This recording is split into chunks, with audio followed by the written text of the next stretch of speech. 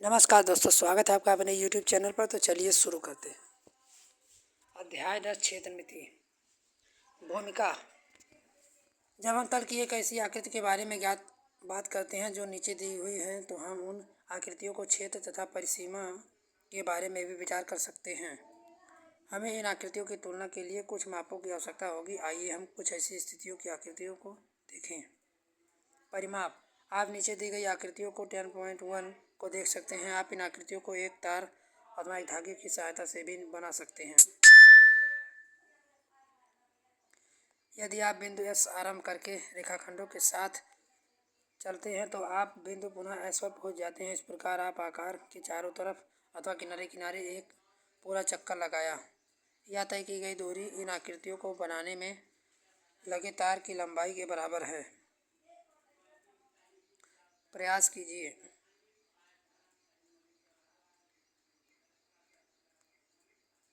आयत का परिमाप। आइए अब हम एक आयत ABCD पर विचार करते हैं जिसकी लंबाई तथा चौड़ाई क्रमशः 15 सेंटीमीटर और 9 सेंटीमीटर है। आयत का परिमाप कितना होगा? आयत का परिमाप AB plus BC plus CD plus DA 48 centimetre. प्रयास कीजिए।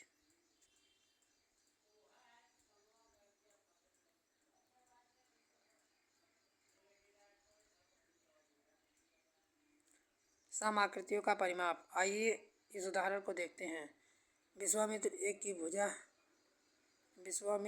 1 मीटर भुजा वाले वर्गाकार चित्र के चारों ओर एक रंगीन टेप लगाना चाहता है। जैसा कि आकृति 10.5 में दिखाया गया है, उसके किनारे लंबी रंगीन टेप की आवश्यकता होगी। चूंकि विश्वामित्र वर्गाकार चित्र के चारों ओर रंगीन टेप लगाना चाहता है, इसलिए उसे वर्गाकार चित्र का परिमाप को ज्ञात करने की आवश्यकता है।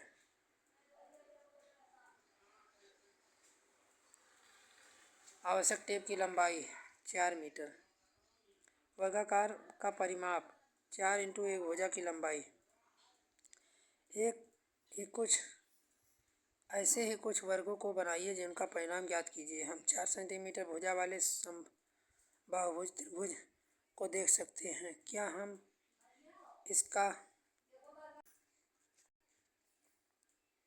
अब हम 4 सेंटीमीटर भुजा वाले एक समबाहु त्रिभुज को देखते हैं। क्या हम इसका परिमाप ज्ञात कर सकते हैं? इस त्रिभुज का परिमाप 4 इंटू प्लस 4 प्लस 4 सेंटीमीटर 12। समबाहु त्रिभुज का परिमाप 3 गुणे 1 भुजा की लंबाई। क्या आप बता सकते हैं कि एक वर्ग और एक बहुभुज त्रिभुज में क्या समानता है? इन आकृतियों में प्रत्येक भुजा की लंबाई बराबर होती है, प्रत्येक कोण की माप बराबर होती है। ऐसी सभी आकृतियाँ बंद सम आकृतियाँ कहलाती हैं। प्रयास कीजिए। 10.1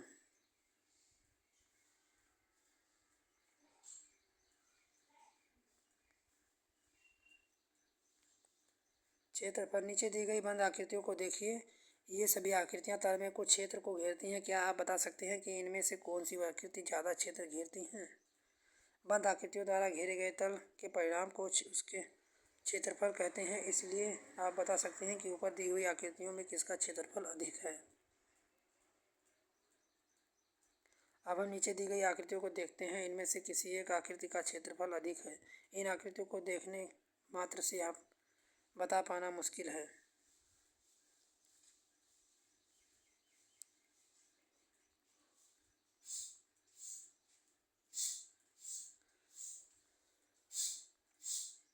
प्रयास कीजिए।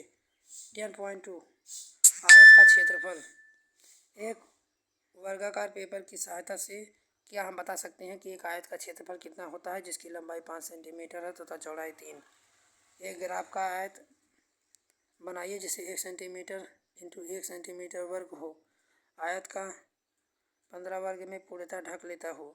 आयत का क्षेत्रफल 15 वर्ग सेंटीमीटर है, जिसे हम 5 गुणे 3 वर्ग सेंटीमीटर लंबाई इंटू चौड़ाई के रूप में भी लिख सकते हैं। आयत का क्षेत्रफल लंबाई इंटू चौड़ाई 6 इंटू 4 24 वर्ग सेंटीमीटर। प्रयास कीजिए। वर्ग का क्षेत्रफल। आइए हम एक वर्ग का विचार करते हैं जिसकी भुजा की लंबाई 4 सेंटीमीटर है। इस वर्ग का क्षेत्रफल कितना होगा? वर्ग का क्षेत्रफल 16 वर्ग सेंटीमीटर, 4 इंटू 4 वर्ग सेंटीमीटर। वर्ग का क्षेत्रफल भुजा इंटू भुजा,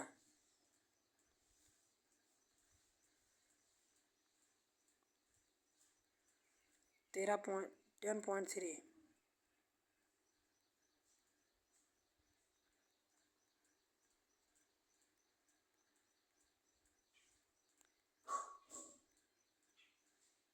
हमने क्या चर्चा की?